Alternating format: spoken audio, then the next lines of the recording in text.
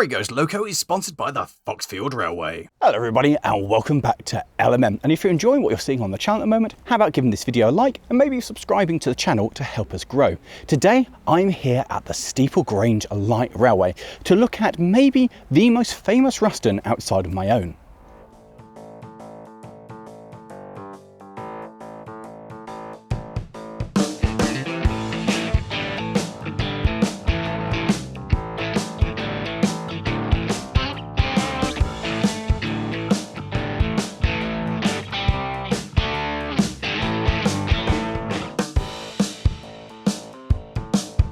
This is ZM-32, and despite its appearances, this may well be the most famous Ruston that you've never heard of.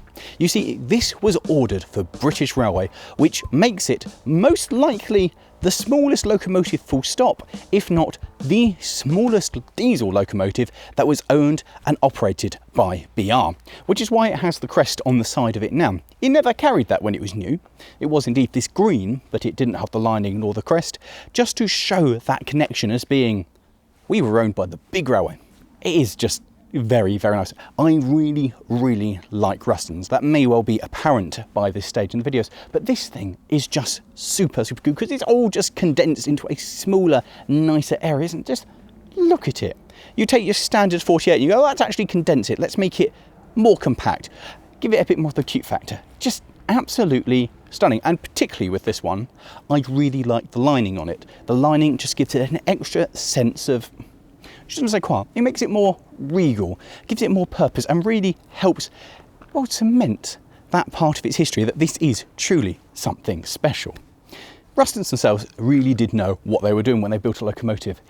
Whilst just being a fairly simple box design, it comes together to be just, it's rather attractive, isn't it? It's just super. Rather unusually, this thing was actually built for 18-inch gauge. It's not been converted. And although it looks like a standard 2-foot gauge Ruston, this was how it was built. It hasn't been mucked around or anything.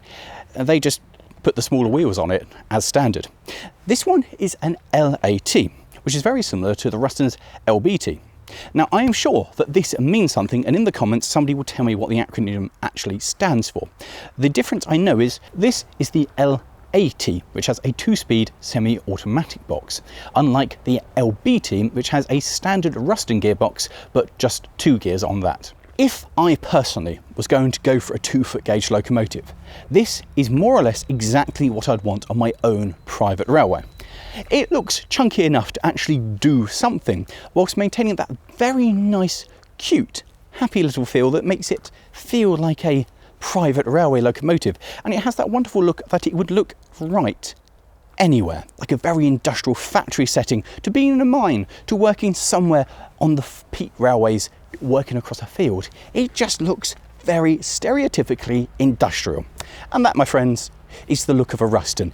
It will fit any industrial setting and look right, and most probably do exactly what you ask of it. Admittedly, this one is slightly smaller engine and lighter weight, so compared to the larger models, yes, obviously it's going to have some limitations. There are plenty of extra little features on this that just make it stand out a little more. I love the cutout for the front headlight here. It just gives it such a nice kind of profile, and I love the little bits of shine that we've got here that make it stand out, that break up the green, and the same for the radiator cap and the diesel tank back there. It just helps make it look a little more special, and I love the fact that it proudly shows Ruston and has the Ruston and Hornsby badges on the side, particularly as well with its nice name being the Horwich, named after the works where it went. It just all makes it a little bit more special and is in more keeping with what this is. I also like on the side that we have the yellow ends to the axle boxes. It just helps break up the whole shape, and it's quite often a Ruston, despite being wonderful in almost every way, can seem almost a little mundane and a little basic. This one has enough special bits on it to make it stand out, and for you to, even if you didn't know that it's something special and different, that you go, this one's interesting, this one stands out. And I like it because sometimes when people do things to embellish a particularly important locomotive or artefact or something, they can go too far and make it too showy. This is perfect. It's just right. There's enough on it with the lining to make you go, that's different. I should pay attention to it, without going, oh, that's quite gaudy. It's just very tastefully done. And as you may be able to tell, I quite like it. And now, a quick message from the sponsor of Lawrie Goes Loco. This is the Foxfield Railway, a 2.5 mile award-winning industrial railway near Stoke-on-Trent in Staffordshire. Home of things just like this. And isn't it wonderful? The railway operates steam-hauled trains, some with the famous 100-year-old knotty coaches from Mother's Day until October and Santa specials from the end of November, and also offers a variety of special events, driver experience courses where you get to do what I do and get up close and personal behind the controls of a full-size locomotive, as well as cream teas for those who want a more relaxed trip and to stay clean. To round off your day, the railway boasts a shop, cafe, bar and a hugely impressive museum full of full-size locomotives. And to help me out here at LMM and to keep up to date with things that are going on at the railway, sign up for the newsletter, remembering to click the "You found us through LMM" to let them know that you found them through me. And with that, on with your regular content. This is Ruston 416-214 of 1957, and as mentioned, it was supplied brand new to go to Horwich Works, where it worked alongside the arguably more famous Wren and Pett. It must have been an amazing thing to see with the different gauges of railways working their way throughout the site. This thing here was known affectionately as the ghost train, because it had one very useful feature. If you were to set the throttle, and then to reach into the cab from the outside and pull it into gear, it would set off and trundle along quite happily on its own, following a predetermined path. Upon reaching its destination, the recipient would simply reach into the cab, knock it out of gear, and the thing would roll to a halt. And whatever it was carrying could be offloaded, and when it needed to go somewhere else, they would just repeat the process. The route would be set, into gear, and off it just trundled on its own. You know how today we have driverless trains? This is nothing like that, but I really like the idea behind it. And obviously, compared to the steam engines that needed constant attention, this was far, far better. What do we need? We need that over there. Send it off, off it goes. Do we need it anymore? Nah, turn it off. It was very, very useful. And it worked at Horwich for 7 years until the works closed. I love the idea that this thing was helping to make a whole new generation of locomotives and rolling stock. Upon the works closure, it was up for disposal, and a deal was struck that this was going to British Honduras. However, at some point, in some way that we're not entirely sure, the deal fell through, but it really did fall through at the last moment, because this spent the next several years until 71 just sat on the dockside. Sitting on a dockyard, its fate was very uncertain, but it was saved by a Richard Morris, who in 1976 moved it to the narrow gauge railway centre at, right, forgive me for this because it's Welsh and I really struggle with Welsh, Glanoffa Glanol, up in Blaenau Festiniog. Again, I do apologise if I've managed to completely butcher that. I looked at the pronunciation of it in my notes and went, And it spent, well, a rather long time there. In fact, the longest time that it sat anywhere, all the way up till 1997, where the centre closed down. At which point, it was purchased by a member here at the Steeple Grange Light Railway, where it was sent off to FMB Engineering in Hampshire to be regauged back to what it was built as, 18-inch or 1 foot 6 inches. And whilst it was there, it was also fitted with air brakes to allow it to work passenger services for the first time in its entire history. Upon arriving here, it was carrying a pseudo BR blue livery complete with the opposing arrow logo, which was quickly changed out to be back to the Ruston green, with the extra little touches added to it like the lining, and of course it was named Horwich in honour of what it had done. Personally though, I prefer the livery it carried in works livery, where it had these chevrons, the upside down wash stripes all over it. I love wash stripes, and that looked very cool. In fact, when it was like that, apparently the only panel that stayed green was the panel just in front of the windscreen. And I think that looks proper smart. However, that is its history. It's been here ever since and has become their flagship locomotive. So with the basic history looked at, let's go and move 6 inches that way to look at the beating heart, the mighty 20 horsepower power plant. This has one of the best bonnets I've ever seen on a narrow gauge locomotive. I love how the top end just flips back, a bit like a car bonnet. And of course I've had to remove the side bit here so you can actually see the engine, because normally the panel sits there and you have to unbolt it to remove it, because you can get everything by reaching over the top normally. But to see the full glory of the 2VSH. Now, this is one of Ruston's 2-cylinder diesel units, which produces a mighty 21 horsepower. Notable things with it is it doesn't actually have a water pump because Ruston decided that wouldn't be needed. Instead, this relies on the water just to circulate on its own. That bit over there is hot, that bit's cool, it will kind of sort itself out and get itself to the radiator, and a natural current will happen. In order to make that happen, you have to make sure the cap on the radiator is turned loose to allow that circulation to happen, and I think that's quite wonderful. It's also been uprated to have an alternator fitted here rather than the dynamo, so it actually discharges batteries, and over there is the air pump that was fitted, giving it air brakes. I love this unit, it's just wonderfully twee. Now, the power plant in this connected to the gearbox, going down to both axles. They're both driven off the gearbox. The front axle is driven on this side and the rear is driven from the other side, coming off the gearbox. It means this will pull somewhere in the region of 27 to 30 tonnes. Now, I know that's not an awful lot, but for a locomotive that weighs around the 4-ton mark, and I know when you look at it, you go, how does that weigh 4 tonnes? Because these frames are thick as anything. The front buffers are just extra weights, and the same for the rear, they are just a big cast weight, and we have the big step there for extra weight. And these frames are almost, I really do mean this, they're almost as thick and as chunky as the frames used on my standard gauge 48. It is a quite substantial little lump. So with that, that's the engine. Let us move to the command centre. Having made the long and arduous walk from the engine bay back to the cab, there is but one problem, which is something that is almost universal on small narrow gauge Rustons. Whilst the cabs are very well laid out, they are not spacious, and I am almost convinced that there is absolutely no way to get into a cab and be graceful.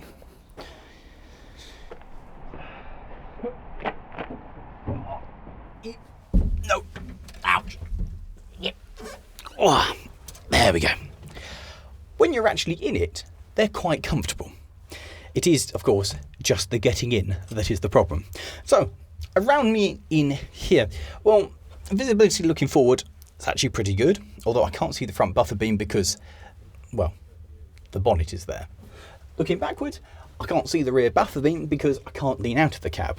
So, apart from that, visibility forward and back, it's pretty good. Backwards, obviously, there isn't anything in the way. That's that. It's okay, although for buffering up, it is just going to be a matter of hope for the best, really.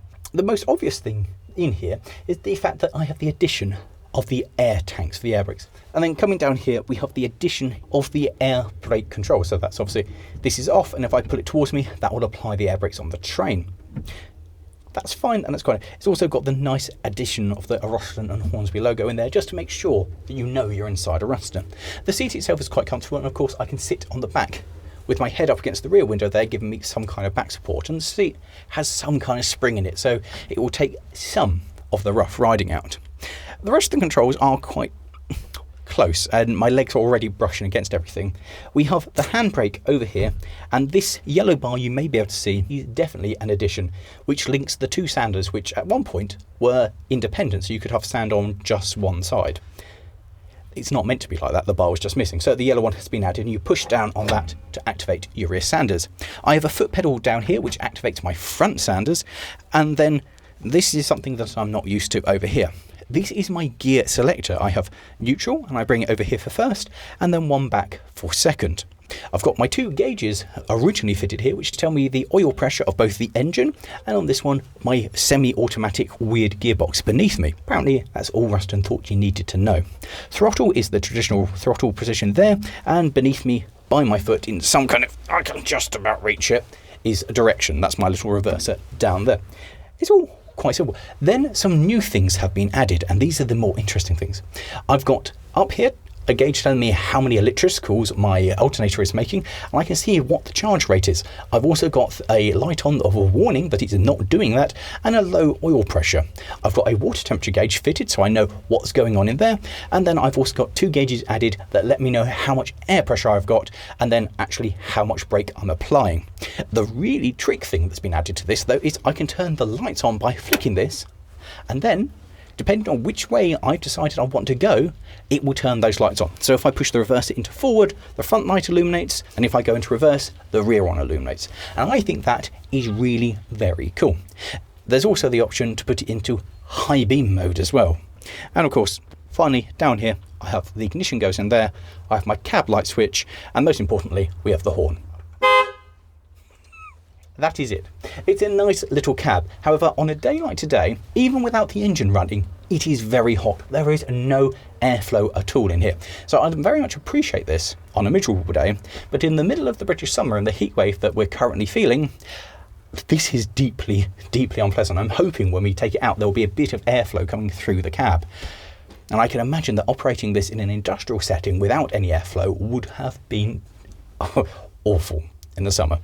And I think it's the first time I've ever said it's awful in the cab of Ruston ever, because normally I'm just like, these are very comfortable and I'm in and happy.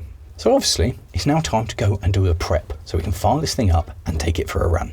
One of the things I like most about this locomotive is that it's just so small. The distance from the cab is nothing. Prep on this isn't too hard. First up is to reach in here and pull out this, the dipstick for the gearbox. That is full of the liquid dinosaur, so all is well there. This completes everything that I need to do inside the cab.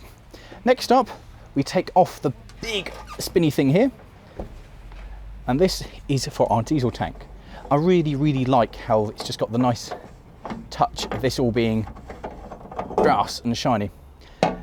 Now I know what you're thinking. Oh, you have to clamber up and look inside. No, they've got a great system here that you just pull the filter out, and if you can see diesel on the filter like that, that means there's diesel in it. And thus you have enough to continue. Put the big thing back on by screwing it back in like so, spin it down, and we can now move on to the engine itself. Now we're going to start at the top where I've conveniently put an oil can, and we have these two lubricators for the rockers.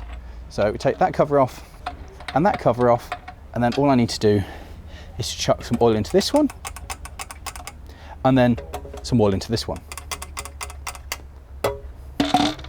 With that done, put the lubricator covers back on. There are decompressors here and here, so if it was a cold day, I could pull the decompressors out, spin the engine over, get it turning, and then put them in. It's not really a cold day, so I didn't need to bother about that at all. Down here, every now and again, this is the diesel overfill collector. So the diesel, rather than going back to the tank, gets spat out into this pot here, which can then be recycled. I'm not touching that today, but I am going to reach in here for the dipstick, which is being a Ruston on a screw, and see if we have any liquid dinosaur on the dipstick. We do, so all's well there, so that can go back into that like so. With that, it's come round to the front. We just pull this off and check the front sanders to make sure we've actually got some sand inside. With that, open up this and go, yep, there is water in there. When we put this back on, as I mentioned before, due to the lack of a water pump, we do it all the way tight and then undo it a turn. Then I can come round to here and find the additional bit, which is the compressor in here, and remove our dipstick for that. This has got the liquid stuff on it, so that's fine. That can go back on. And finally, the last thing to check is round here on the back. We have these two taps which drain the two air tanks. They're left open so that they will drain. So I need to make sure that they are both shut before we can fire up.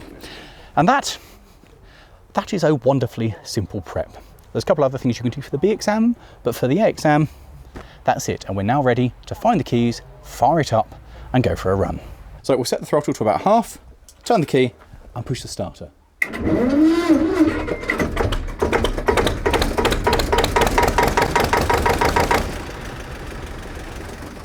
I love a Ruston.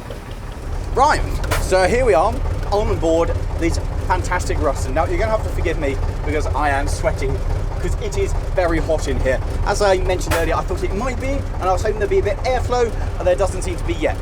So we're now about to set off, so I'm going to put it into plus the horn, drop the handbrake, put it into first gear, and away it goes.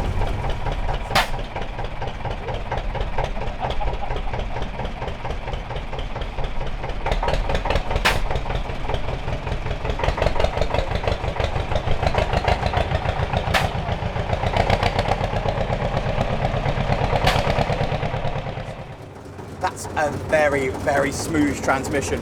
That's silky smooth. That's, although it's not the same motion as mine, and other ones I've used with the epicyclic gearboxes where you gently pull it across, the way that it picks up is beautiful. I was expecting a lurch there, but there was no such thing. It just went, sure, and engaged. That was quite good.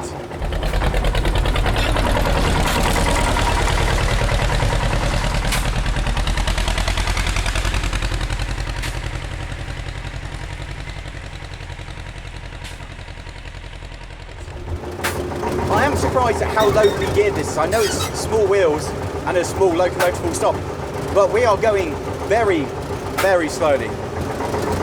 Give it a bit more power and we're still going quite slowly. It's not a fast engine at all. And there's an update as we started moving. There is absolutely no airflow coming through this cab, meaning that on a hot day, this is not where you want to be at all. This is an exceptionally warm cab. It is, however, relatively comfortable. I do feel quite crammed in here.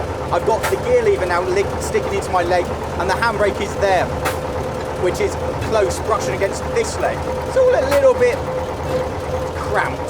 They could have put an extra half a foot or even a foot on and just made it a little bit more pleasant to be in.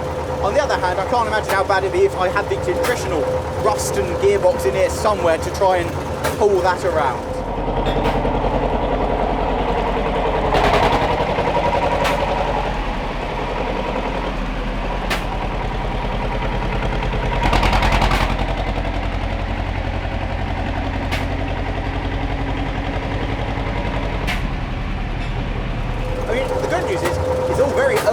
Everything is easily within reach, and I do like this new panel that's been added here, giving me all the information about everything the locomotive is doing. So as we come along here, I'm going to ask for a bit more revs, like that, and now pull the revs back and ask for second gear. Pick the revs up again. Oh, that's quite good. So we're now going faster than we were at the top speeds in first, at just over idle in second. And you can hear it chugging away quite nicely. It is very much a stereotypical Ruston that it likes to just chug over at low revs and make its way up the hill.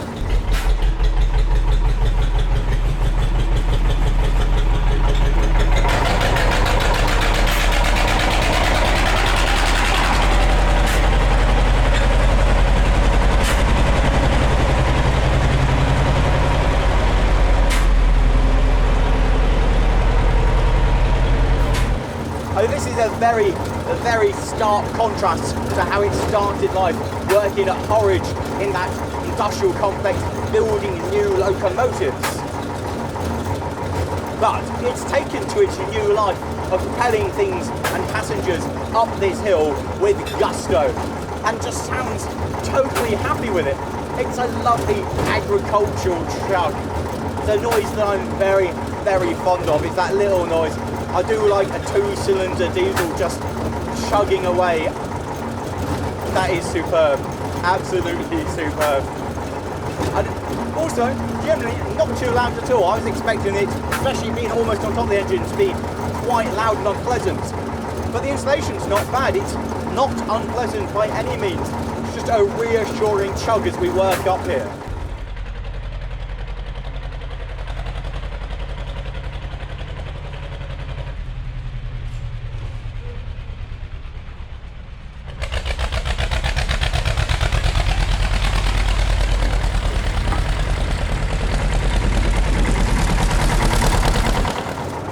Visibility, well, obviously I have the coach there in front of me, which does somewhat hamper my view. I am higher than the coach, so I can see over the top of it, which is a huge boon to see what's going on, but I can't lean out the cab that way, and I am unfortunately unable to lean forwards to look out that way.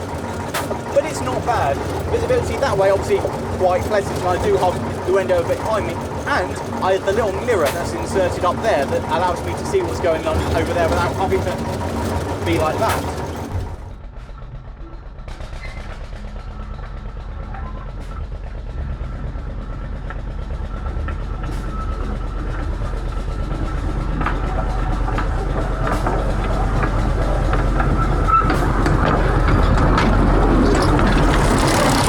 Now, the operation here at the Steeple Grange Light Railway is that they propel their coach up the gradient.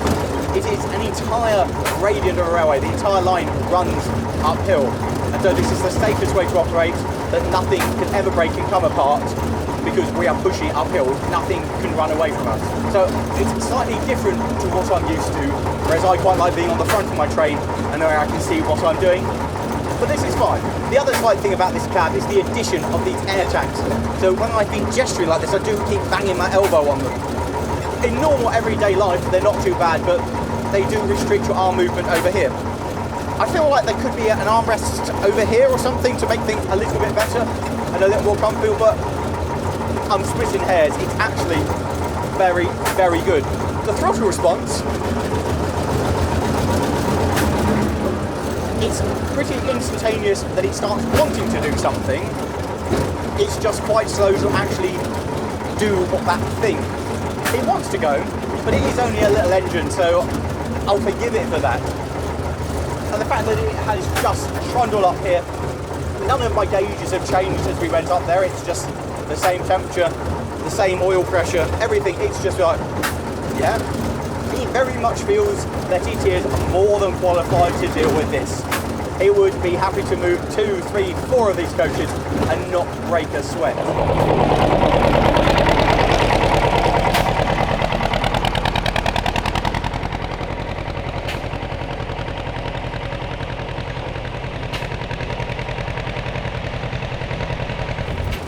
In fact, the whole thing about it, the way that it just runs, is great.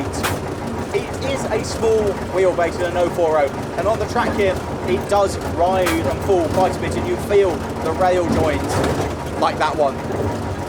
And it's fine though. The seat does take a bit out of it, and it's not too unpleasant.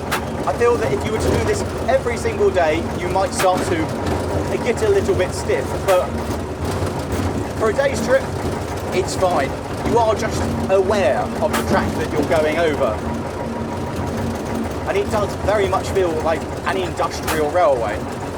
And that I think is the main thing. I feel like I'm on a little industrial railway, like I'm propelling us across the open countryside before we go to the mine. And that is really quite special.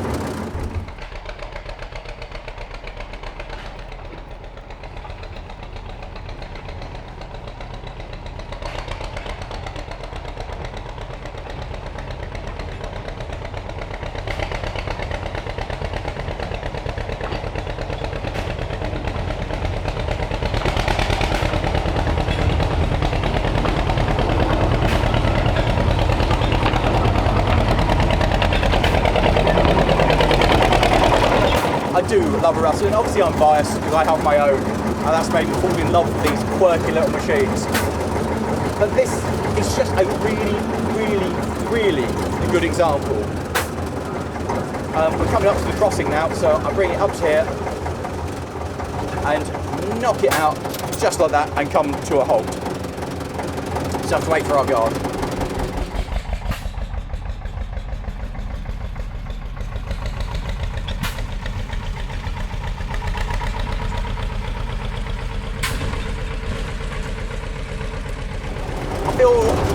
Worthy to use this little crossing. There's some other stuff here that I feel quite exposed on, but this thing I feel fine being on.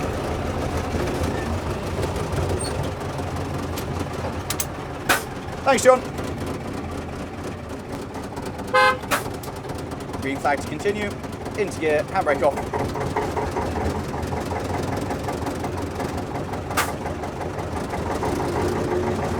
And away we rumble.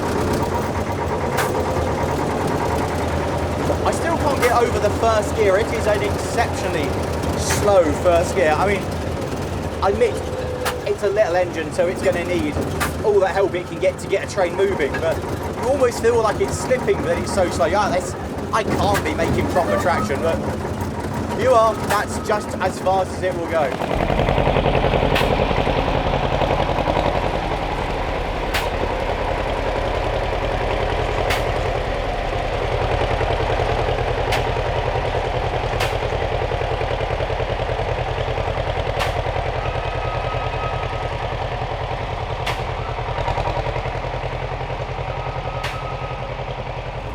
It is such a beautiful sound listening to that little engine as it works away. I think that's brilliant, absolutely superb. I would have this thing absolutely in a heartbeat. It's just so good. It's perfect for this. There are a few occasions you drive a locomotive that you realise is so perfectly suited to a railway, and this one is absolutely perfectly suited to the operation here at the Steeple Grange Light Railway. It's just happy. It's not stressed, which means it will probably give years more absolutely flawless service than just chugging up and down.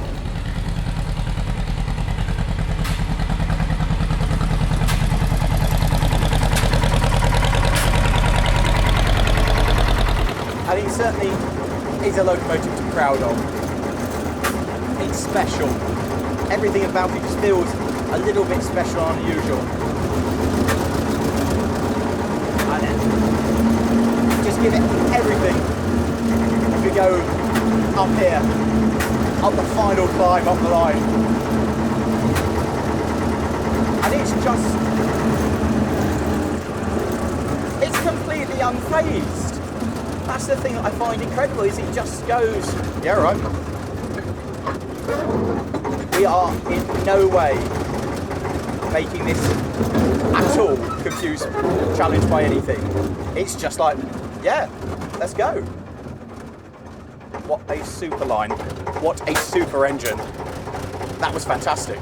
And so that brings us to the end of the day here at the Steeple Grange Light Railway, driving this absolutely superb machine. This is the flagship of their fleet, and it is easy to see why. It is an absolutely fantastic little thing. And I'm not biased, I do love Rustons, but as Rustons go, this is fantastic.